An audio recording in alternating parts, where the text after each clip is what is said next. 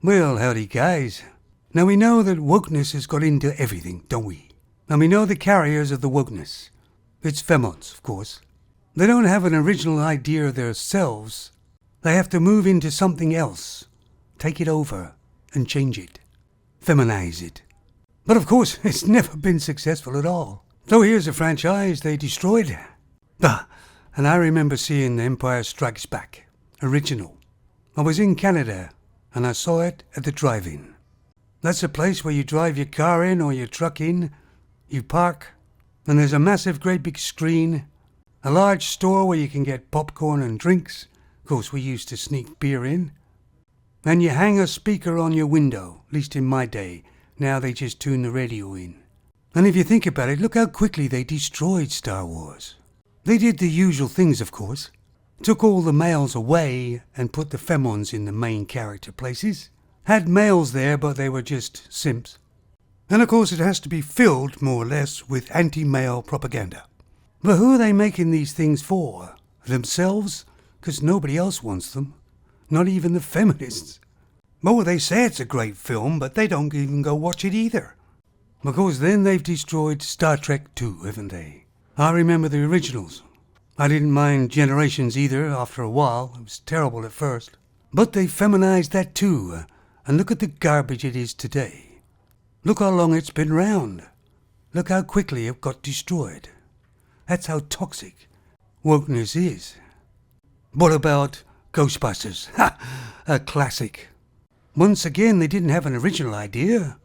They did the same things they've done in all the other things.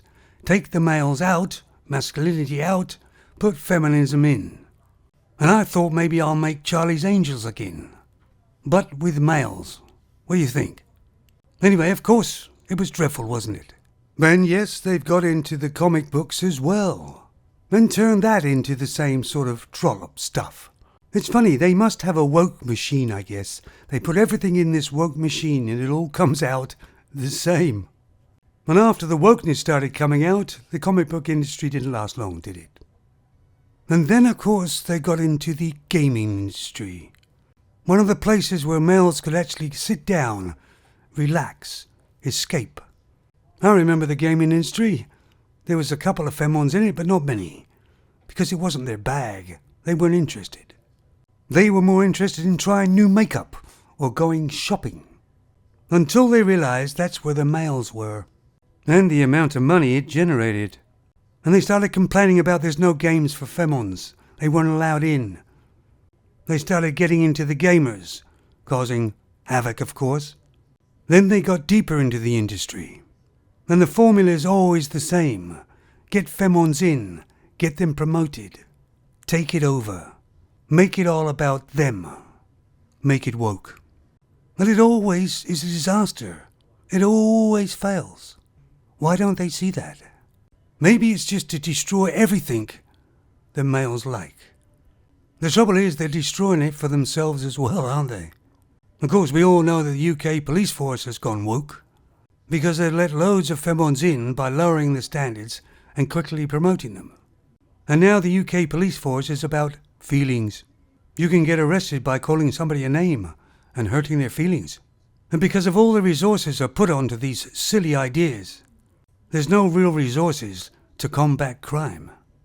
I know there's loads of other things that have gone woke and been feminized and that get destroyed, like companies, institutions. Of course, the trouble is society can't continue on failing at everything like this. It's costing money. And if nothing changes and it carries on the way it is, I can see a collapse coming. Then you watch the feminists change their tune. I do feel sorry for younger men today. They don't only have to tolerate these arrogant femons. Most of them act like children. But at least I experienced some really good franchises, good movies, damn good video games. And of course, way back then, it's funny, because femons way back then had far more advantage than they do today. I myself have no time for the modern femon, because all they are is activists, and have a victimhood mentality. They're capital T, trouble. As anybody can name one thing that femons have actually got themselves into in greater numbers, and it's become better than it was before.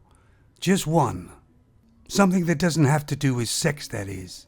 Because really, that's all they really have. Get some beer in, guys. Until they take that over, too. Ciao.